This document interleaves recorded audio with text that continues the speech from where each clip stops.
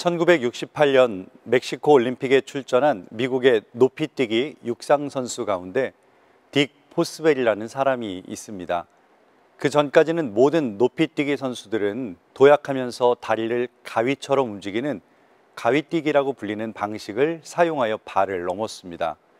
그런데 포스웰은 당시 마치 법칙처럼 여겼던 가위뛰기 방식이 아닌 등으로 발을 넘는 배면뛰기로 2m 24cm를 넘게 뛰므로 이전에는 꿈도 꾸어보지 못한 세계 신기록을 세웁니다. 이 선수의 이름을 따서 배면뛰기 방식을 포스웰 풀업이라고 부르고, 이젠 전 세계의 거의 대부분의 선수들은 뒤로 넘는 방식으로 높이 뛰기를 합니다. 우리가 익숙한 것을 버린다는 것이 얼마나 어렵고 힘든 일인지 모릅니다. 그러나 그것을 뛰어넘으니 다른 선수들이 뛰던 높이가 아닌 2m를 넘어서게 되는 거겠죠. 아기가 태어나면 가장 큰 변화가 있습니다. 그것은 바로 호흡법이 바뀌는 것입니다. 엄마의 태중에서는 양수 속에서 탯줄을 통해 산소를 공급받았다면 이제 엄마 뱃속에서 나오는 순간 공기 중에서 폐호흡을 시작해야 합니다. 만일 폐로 자가호흡을 하지 못하면 그 아이는 너무나도 위험해집니다. 신앙도 마찬가지입니다. 이사에서는 우리를 양처럼 길을 잃고 각기 제갈 길로 갔던 존재로 표현합니다. 내가 주인 되어서 내 맘대로 살아가는 존재가 우리입니다. 또 사도 바울은 우리가 죄의 종노릇하던 자들이었다고 말합니다. 하나님 안에서 주신 자유가 아닌 방종과 방임의 삶을 살았던 사람들이 바로 우리입니다. 그러나 이제 주님이 나의 주인이 되셨다면 이제는 그분께 순종하며 산 삶이 그리스도의 삶이 아닐까요?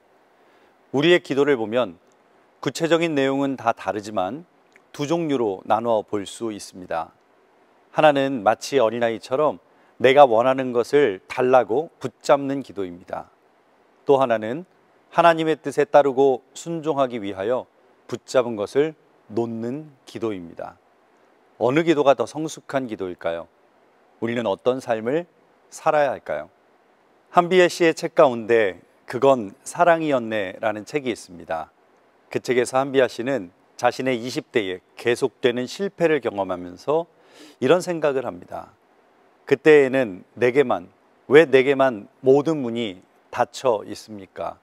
왜 나만 이런 고통을 당해야 합니까?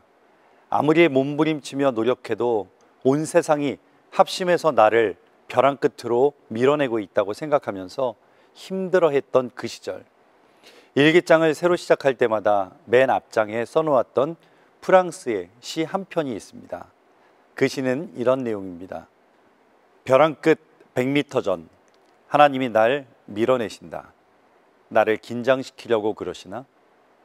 10m 전 계속 밀어내신다. 이제 곧 그만두시겠지. 1m 전 더 나아갈 데가 없는데 설마 더 미시진 않을 거야. 벼랑 끝. 아니야, 하나님이 날 벼랑 아래로 떨어뜨릴 리가 없어. 내가 어떤 노력을 해왔는지 그분은 너무나 잘 아실 테니까. 그러나 결국 하나님은 벼랑 끝자락에 간신히 서 있는 나를 아래로 밀어내셨다. 그때야 알았다. 나에게 날개가 있다는 것을. 저와 여러분의 삶을 주님께 내어드리기를 원합니다. 그러면 주님이 저와 여러분을 살리실 줄로 믿습니다. 어릴 때 목욕탕에 가면 하얀 판에 페인트로 이렇게 써 있었습니다. 귀중품은 반드시 주인에게 보관하세요. 분실 시에는 책임지지 않습니다. 주인 백. 여러분의 주인은 누구십니까? 그분께 나의 삶을 맡기는 저와 여러분이 되시기를 주님의 이름으로 축원합니다. 주님이 하시게 하십시오. 이제 주님이 여러분의 인생을 붙들어 주실 줄로 믿습니다.